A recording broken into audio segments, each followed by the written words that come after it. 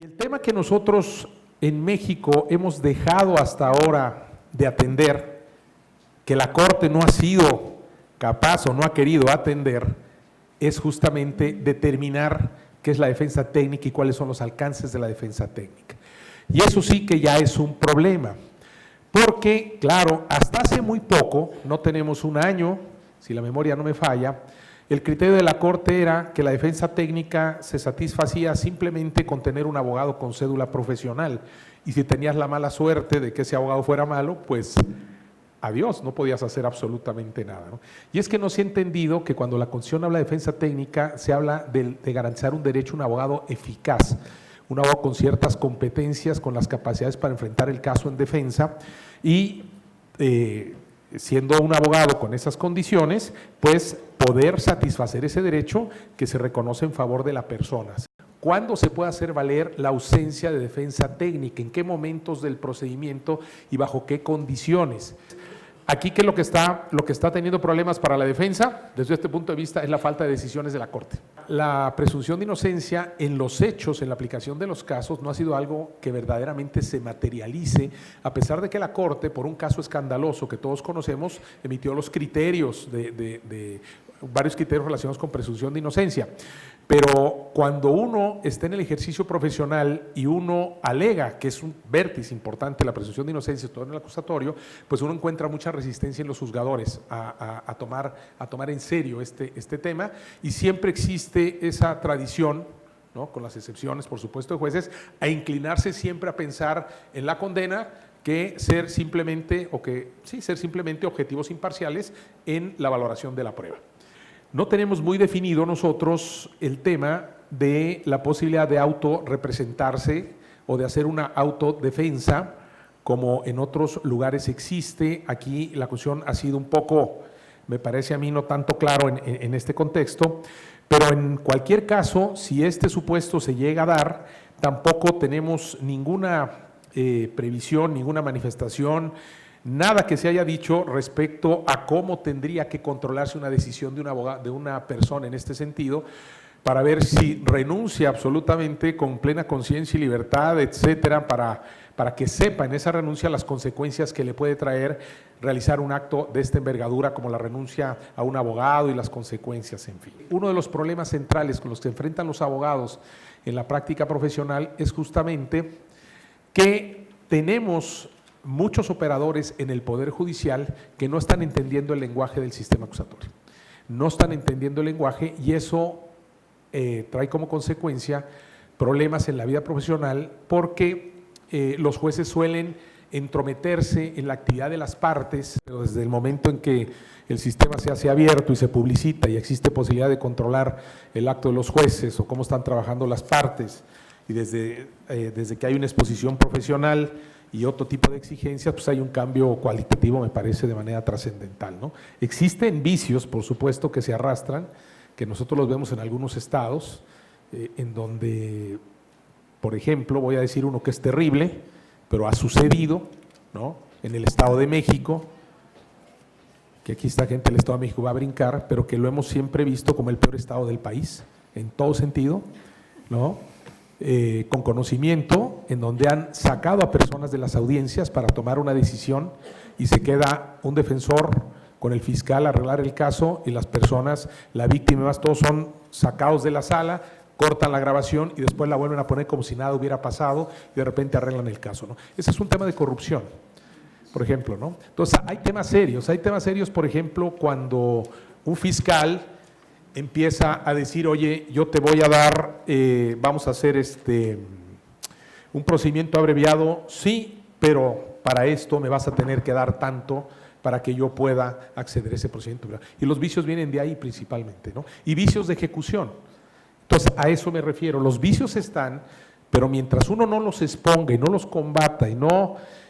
exponga estas cosas públicamente y se digan, no se van a terminar, y esa es la responsabilidad que tenemos todos.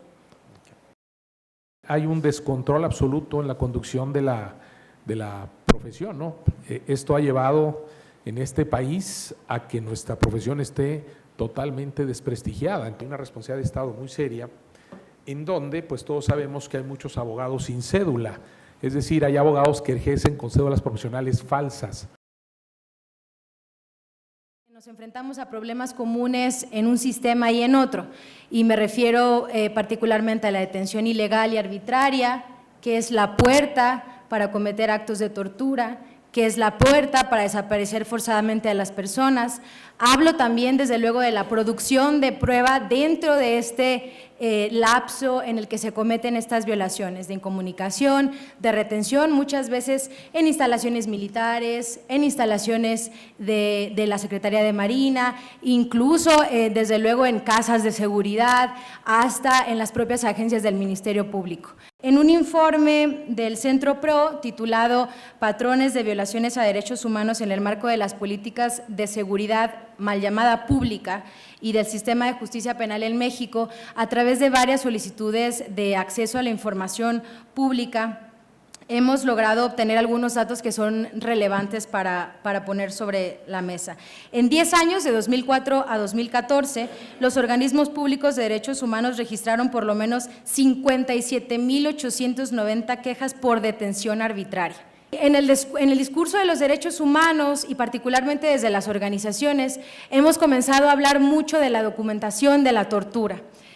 a fin de tumbar la producción de prueba ilícita que, como sabemos, puede permearse en el sistema mixto o en el sistema acusatorio, porque hay múltiples ejemplos de casos en Chihuahua, uno de ellos, el más paradigmático, que llegó a la Suprema Corte y que defendió el Centro PRO, el de Israel Arzate Meléndez, que fue la puerta de entrada para una serie de tesis jurisprudenciales en materia de tortura. Se seguía en el sistema acusatorio en Chihuahua, y aún así él fue vinculado a proceso usando una confesión videograbada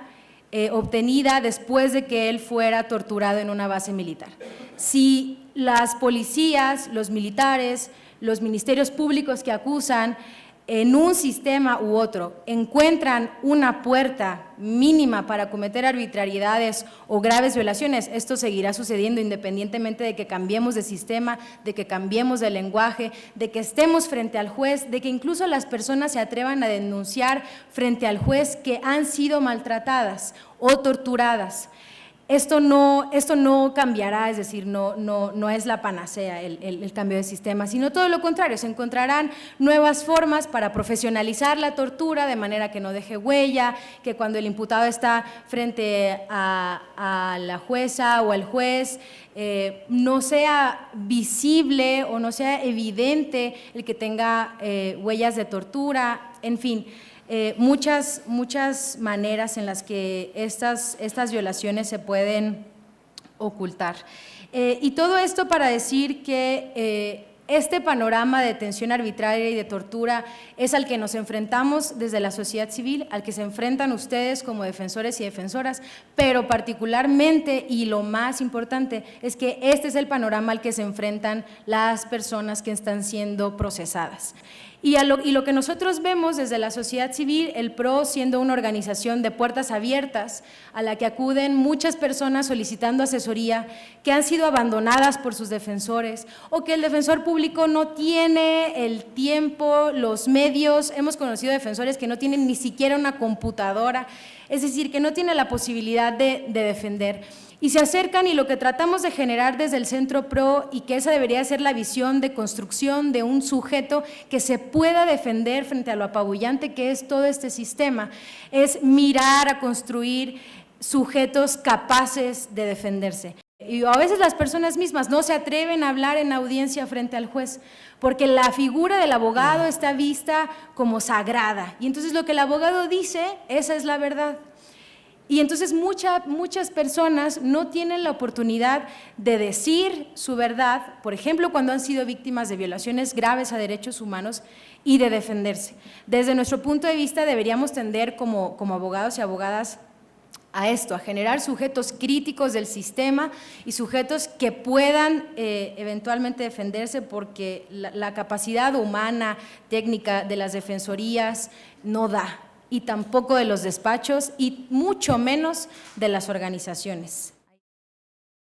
Hay otra manera de defender